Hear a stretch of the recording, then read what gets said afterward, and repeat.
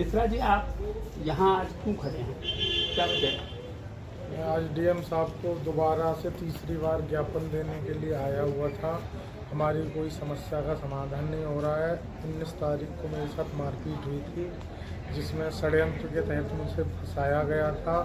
उसके बाद में मेरे साथ लूटपाट भी हुई। अब तक ना प्रशासन ने कोई कार्रवाई की है, तो इसीलिए हम तीसरी बार फिर से डीएम साहब से मिलने के लिए आए हैं। मैं आपसे इस ग्रुप के बारे में कुछ अहम जानकारियाँ जानना चाहता हूँ, क्योंकि लोग जो है इधर उधर से हमें बता रहे हैं कि इस ग्रुप के न केवल ओवर रेटिंग को लेकर मामले हैं, ये और भी दूसरे मामलों में हैं।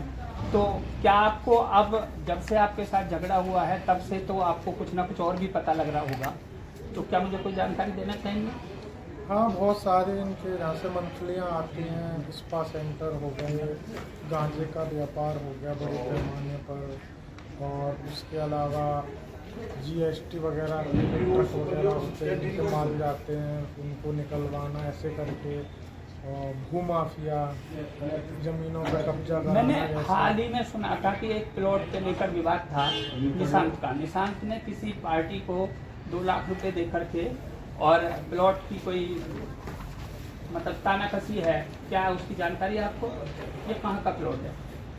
जोधपुर में तो एक प्लॉट था जिस पर मैं भी गया था उस टाइम पे जब उनके साथ था। तो अच्छा, आप खुद भी उसमें गए हैं? जी, मुझे जानकारी मिली है कि इनका गांजे का एक बहुत बड़ा काम है जो गाजियाबाद से चलाते हैं ये।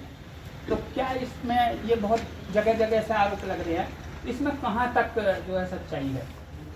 देखिए, कैसे चलाते क्या चलाते ये तो उनकी राज की बात थी, हमें कभी बताई नहीं। जी। लेकिन रहते थे, सुनते थे, तो मुझे हाँ ये पता है कि गांजे का काम चलता है, लेकिन कैसे करते क्या करते इंटरनली मुझे जानकारी ज़्यादा गहराई से नहीं पता। जी। और एक चीज़ आ रही है कि इनके खुद के भी कुछ स्पा सेंटर हैं। ये बात मुझे पत्रकार इधर इधर से मेरे कान में बता रहे हैं, लेकिन कोई भी सामने आकर और खुल के नहीं बता रहा है। जबकि मैं ये कह रहा हूँ कि आप मुझे बताइए, मैं वहाँ तक जाऊँगा और वो सब चीज़ें निकाल के बाहर खड़ी करूँगा। तो क्या कहना है? हमें खुद के स्पा सेंटर की तो जानकारी नहीं है, लेकिन स्पा सेंटरों से मंथली आती है ये जानकारी है। उसमें कई लोग जो मीडिएटर हैं उनके थ्रू इनके पास मंथली आती है, ये मुझे श्योर जानकारी है। लेकिन खुद के इनके स्पा सेंटर है ये मुझे जानकारी नहीं है। खुद के स्पा सेंटर्स की नहीं पता। ये बात भी बड़ी चर्चा में है। इधर उधर से पत्रकार फ़ोन करके तो कहते हैं, मैं कहता हूँ उनसे कि भाई आप हमें जानकारी दो, तो कोई देता नहीं है। और इनके साथ आपको लगता है कि और भी पत्रकार जुड़े हुए हैं या केवल 2 भाई ही हैं ये? बाकी इसमें जो हम जैसे नए पत्रकारिता में जो दोस्त के लिए आते कि हाँ कुछ इतिहास बनाएंगे या कुछ उम्मीदें लेके आते कि हमारा भी नाम कुछ बड़ा हो, तो उनको ये लोग अपने जाल में फंसाकर उसका नाजायज फ़ायदा उठाते हैं। जैसे कि मैं लोगों की पोल खोलना चाहता था, जो गलत काम हो रहे हैं उनको रोकना चाहता था। मेरा ये मोटिव नहीं था कि ओवर रेटिंग पर वीडियो बना के वसूली हो, ये हमें कतई न करना था। मैंने ना आपके होने के कई बारे मैंने में आपके जानकारी कई थी। वीडियो देखे हैं। आपने मौके पे भी जो है ठेकों पे ये कहा है कि भाई क्यों ले रहे हो, तो इसका मतलब आपका उद्देश्य तो साफ था कि भाई ओवर रेटिंग रुके। ये तो हम लोग समझ रहे हैं इस बात को। मैं एक चीज़ और जानना चाह रहा हूँ, बड़ी स्पष्ट, जब आप इतना खुल के सामने आ रहे हैं, क्या इन्होंने आपको कभी किसी स्पा सेंटर में या किसी सेक्स रैकेट में साथ ले जाने की या ऐसी कोई बातें आपसे की? स्पा सेंटर में साथ ले जाने की मतलब वीडियो वगैरह बनाने के लिए तो नहीं, लेकिन हाँ इसलिए ले जा रहे थे कि मतलब चलो मस्ती करके आते हैं। लेकिन मैंने उस बात को मारपीट से 3 दिन पहले ही इनकार किया था कि मैं बीवी बच्चे वाला हूँ, मेरी वाइफ को ऐसा कुछ पता चलेगा तो सही नहीं है, तो मैं नहीं जा सकता। मैंने साफ तो मना ये कर दिया। कौन साहब आपको ले जा रहे थे, स्पष्ट नाम बताएं, क्योंकि यहाँ 2 नाम हमारे सामने हैं, एक अखबार के मालिक का और एक उसके छोटे भाई जो उसके संपादक हैं। ये कौन से वाले ले जा रहे थे आपको? मैं ज़्यादातर उमेश शर्मा के साथ रहता था, जी। तो उनके ही साथ था कि मेरा उठना बैठना था, खाना पीना था, तो वही मुझे ले गया। तो जो आपने बताया कि प्लॉट को लेकर के विवाद था, उसमें आप भी इनके साथ गए, तो उसमें कौन से भाई का था या दोनों ही थे? नहीं, उमेश शर्मा का ही था। उमेश का ही। नाम तो निशांत का भी है। अब वो भाई भाई हैं तो इतनी कुछ बातें होती हैं वो राजनीति के तौर पर बताई नहीं जाती, लेकिन मुझे ये पता था, मैं खुद गया था, उसकी भी दीवार मैंने खुद गिराई थी जाके अपने हाथों से। हाँ, क्योंकि इसलिए कि मेरा बैठना उठना था तो लगेगा कि मतलब हमारा भाव प्रकट हो, तो मतलब आप इनको पूरे से समर्पित थे। लेकिन जब आपकी पिटाई हुई तो बॉस ने जो है आपको सपोर्ट नहीं किया, उससे जो है आप नाराज होकर आपने हम लोगों के सामने सारी चीजें खोल दी, या कुछ और बात है? नहीं, बॉस के क्या, क्योंकि मैं जब स्टिंग ऑपरेशन के लिए भेजा था इन्होंने, तो आप टाइम देख सकते हो, सारे डिटेल हैं बैंक के जो ट्रांजैक्शन किए, इनसे आउटगोइंग इनकमिंग हुई है नॉर्मल कॉल पे। इन्होंने भेजा था मेरे को, मैं जा रहा था कोई दूसरा खुलासा करने के लिए, बोले आज गाजियाबाद में इलेक्शन है तो आप ओवर रेटिंग नोएडा में चलेगी, आप चले जाओ। तो 122 117 दो जगह जाने के बाद में भी फिर बोले कि देसी के ठेके पे चले जाओ। मैं कहा मैं क्या करूँगा, पीनी खानी है नहीं देसी, हम तो बियर पीते हैं, इसीलिए 2 बियर के ठेके पे गए थे, उनके ट्रांजेक्शन है। तो मैं आज देख रहा हूँ कि आप अपनी बीवी के साथ जो है मुझे जानकारी मिल रही है कि आप जिला छोड़ के जा रहे हो। क्यों जा रहे हो जिला छोड़ के? पत्रकारों में भी कोई संगठन नहीं है, कोई किसी को सपोर्ट नहीं करता, बहुत सारे पत्रकार हैं, मैं ये एसोसिएशन से हूँ, मैं वो एसोसिएशन से हूँ, मैं बहुत संगठनों का भी सदस्य हूँ, लेकिन सब ये धरातल पर कुछ नहीं है। जब ये पत्रकारों की गंदी राजनीति चलती है तो पत्रकार के साथ खड़े नहीं होते हैं, सबको मोहरा बड़ा चाहिए, जो गिरा हुआ होता है उसको कोई उठाने नहीं आता है। तुम्हारे सुनकर मेरा भी दिल भर रहा है।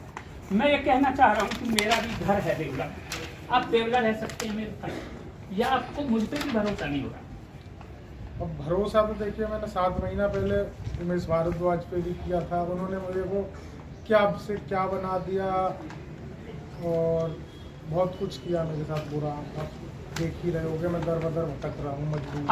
आप यहाँ से छोड़ के जा रहे हैं, हमने आपके बिहाफ पे एक पूरी जंग छेड़ दी है।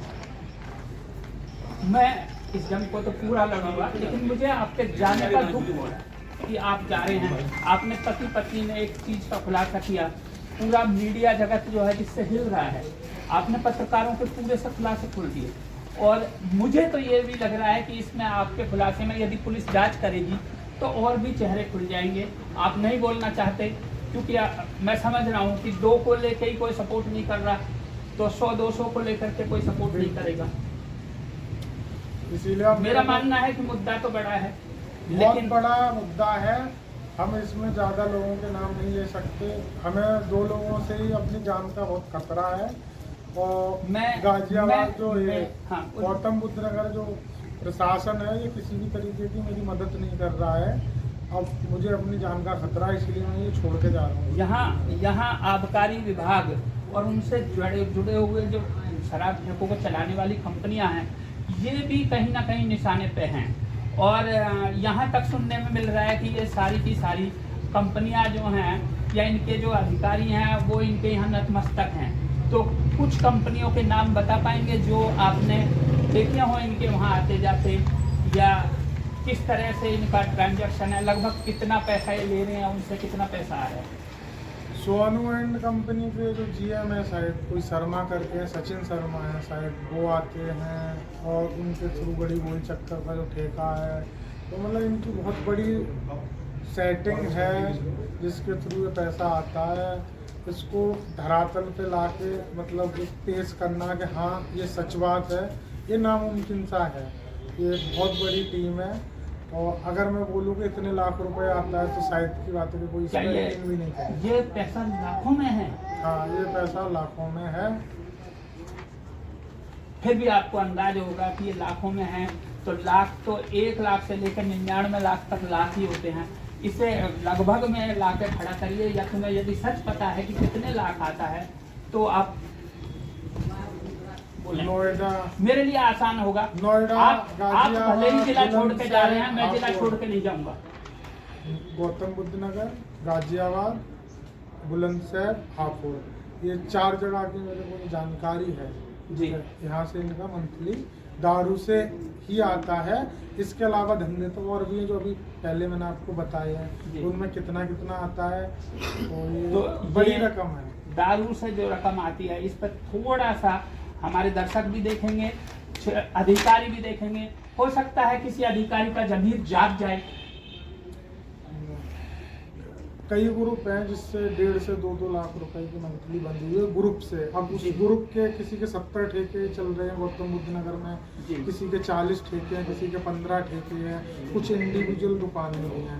तो इस तरीके से जो ये हैं, तो कई ग्रुप हैं, जैसे एक महालक्ष्मी ट्रेडर्स करके है। महालक्ष्मी ट्रेडर्स से मैं जानना चाहूँगा ये कितना पैसा लगभग आता है? 1 से 1.25 लाख रुपए यहाँ से आता है और सोलवेंट कंपनी से 2-2.5 लाख रुपए 2-2.5 आता है। ऐसे करके मेरे को बाकी जो छोटे वाले आते हैं वो कब आते थे कब जाते थे, इनसे मेरी मुलाकात नहीं हुई। इनमें से कभी आपके सामने भी किसी ग्रुप के लोग आए? हाँ, सोनू एंड कंपनी के गाजियाबाद के भी आते थे, नोएडा के भी आते थे, हम दोनों को जानते हैं। उन्होंने मुलाकात कराई, उन्होंने बताते थे पहले तो मेरी छवि रोगन हुड जैसी बनाई उन्होंने, बोला क्या ये बहुत खतरनाक पत्रकार हैं, ये हैं वो हैं वो हैं। और उसके बाद जब उन्होंने मेरे को बड़ा बनाया, उसके बाद जब मंथली उगानी स्टार्ट कर दी तो फिर मेरे को ऐसे नीचे गिरा दिया कि हम यानी तुम्हारे नाम से भी जो है उमेश भारद्वाज ने मंथली उगाई। हाँ बिल्कुल। तो ये तो एक नया सवाल होता है, ये तो इनके पास जो पहले पत्रकार रहे हैं उनके नाम से भी महीना ले रहे होंगे? हाँ, कई लोगों के नाम हैं, उसमें हम उजागर करना नहीं चाहते जी। मतलब जिन पत्रकारों ने इनके पास पहले कभी काम किया है, हाँ, उनके नाम से ये आज तक मंथली ले रहे हैं? मंथली ले रहे हैं। उसमें पेपर भी हैं, कई अखबार के संपादक हैं, उनके नाम पे जाते हैं। कुछ पत्रकार हैं जिनको इन्होंने कलंकित करके हटाया था या हमारी तरह ही उनके साथ भी षड्यंत्र किया, उनकी भी मंथली भी जा रही देखिए, है। मैं आपसे सवाल पे सवाल इसलिए किए जा रहा हूँ कि कहीं ना कहीं गौतम बुद्ध नगर के पत्रकारों की आत्मा जगेगी या फिर उनको पता लगेगा कि आने वाले कल तुम्हारे नाम भी उजागर होंगे। क्योंकि मुझे कल एक कॉल आई, उन्होंने कहा कि अभी तो आप चोर को देख रहे हो, चोर की माँ पे नजर नहीं है। अब मैं उस चोर की माँ को तलाश कर रहा हूँ। चोर तो पीछे तो उमेश को तो चोर बता दिया, चोर की माँ भी है कोई। अब शायद आपको पता हो कि चोर की माँ कौन है, या हम तो लगे ही रहेंगे, पता लगाएंगे। मैं एक सवाल और करना चाह रहा हूँ कि आपको विश्वास नहीं हो रहा है कि संजय भाटी एंड कंपनी कह रहे हैं जिसे ये, जिसमें एक मेरे साथ राजा मौर्य है, एक मधु मैडम है, 2 या 3 लोग हैं हम, क्या हम इनकी किल्ली उखाड़ पाएंगे या नहीं लग रहा है कि नहीं उखाड़ पाएंगे? देखो, सच्चाई की जीत तो होती है लेकिन सत्य डिगमिगा तो जाता ही है। अब इनका मान लो बड़ा ग्रुप है, तो आपको टाइम लग सकता है, आप लोकल के हो तो हो सकता है आप सर्वाइव भी कर जाए, उनसे लड़ भी जाए। जब मैं बाहर से आया हुआ हूँ तो मैं ना तो लड़ सकता हूँ और ना सर्वाइव कर सकता हूँ यहाँ, क्योंकि मेरी जान को खतरा है। इसलिए मैं सोचता हूँ कि वापस अपने घर चलूँ। मैं आपको नहीं रोक पा रहा हूँ, नहीं विश्वास कर रहे हैं, लेकिन यदि आपको लगे कि मैं इस लड़ाई को सही से लड़ पा रहा हूँ तो मेरी फोन उठाना और एक दिन इस किले में आना और इनको मेरे साथ मिलकर बेनकाब कराना। मुझे बार बार दुख होता है कि जब मैं किसी लड़ाई को लड़ता हूँ तो उसमें जिनके माध्यम से मैं लड़ता हूँ वही लोग निकल के चले जाते हैं। बेटा, मैं आपसे पूछना चाहूंगा कि तुम क्यों जा रहे हो जिले को छोड़ के? मैं तो खड़ा था आपके साथ। हमारी जान मान को खतरा है, इस वजह से हम निकला। आपको ये इतने खतरनाक लग रहे हैं? जी। गजब की बात है। पूरे जिले की मीडिया इस मुद्दे को दबा रही है, क्योंकि इसमें मैं इस तह में पहुंच रहा हूं, इसमें एक संपादक नहीं, इसमें दर्जनों संपादक जुड़े हुए हैं, सैकड़ों पत्रकार जुड़े हुए हैं। सब जगह शिकायत की गई है, मेरे भी सामने है, कहीं कोई खुलासे करने को तैयार नहीं है। तो कुछ लास्ट कहना चाहेंगे? बस यही मेरी भी इच्छा है कि सुनवाई हो, हमारे लोगों के साथ में जो भी घटित हुआ है वो नहीं होना चाहिए, और हुआ है तो उसके लिए सुनवाई होनी चाहिए। सीएम योगी आदित्यनाथ जी के पास भी ये खबर पहुंचनी चाहिए। मैं अंत में ये कहना चाहूंगा, यदि यहाँ पुलिस और प्रशासन इस मामले को नहीं सुनेगा तो हम इसे न्यायालय में लाकर खड़ा करेंगे। लेकिन मुझे न्यायालय में इस मामले को खड़ा करने के लिए आप पति पत्नी की हमेशा जरूरत होगी, तो क्या आप आएंगे? जी, जब भी आप बुलाओगे तुम जरूर आएंगे। जी। आप आ जाएंगे? इसी के साथ मैं आज मेरी कैमरामैन का काम राजा मौर्य निभा रहा है, जो लंबे समय से सामने आने को तैयार नहीं है, क्योंकि इसी गैंग से वो भी पीड़ित रहा है। हम खुलासे करते रहेंगे और मैं दोनों बच्चों से कहूँगा मेरा विश्वास करें। मैंने इस जिले में बहुत मुहिम खोली है, बहुत चीज़ें खोली हैं, छोटा नेटवर्क है। और मैं आपको बता दूं, मेरे परिवार में सारे लोग वकालत के व्यवसाय में, और वकालत के व्यवसाय में होने की वजह से मैं विश्वास दिलाता हूं कि आपको कहीं भी न्याय नहीं मिलेगा तो न्यायालय में मिलेगा। हम आपकी मुहिम को हाई कोर्ट से लेकर सुप्रीम कोर्ट तक भी लेकर जाएंगे, बस आपका साथ चाहिए। जी, आपको जब भी हमारी ज़रूरत पड़ेगी आप फोन करिएगा, हम आएंगे। हम चाहते हैं कि आप कोई नहीं साथ दे रहा है, आप दे रहे हो तो आप इसे अंत तक देना साथ, ताकि इन लोगों का जो सच है वो सामने आ सके और नए पत्रकारों की ज़िंदगी बर्बाद ना हो सके।